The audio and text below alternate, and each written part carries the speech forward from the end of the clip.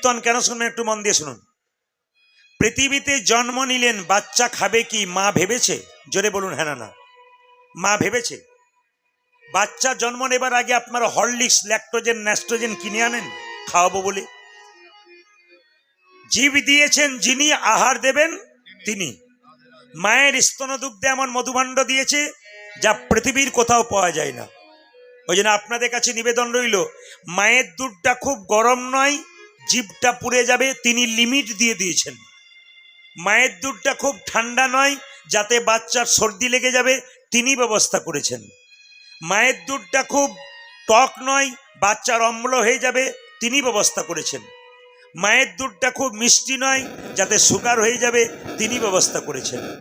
নদীর মধ্যে দিলেন জল, গাছের মধ্যে দিলেন ফল, তিনি আমাদের জন্য এত কিছু করলেন, আমরা তার জন্য কি করলাম?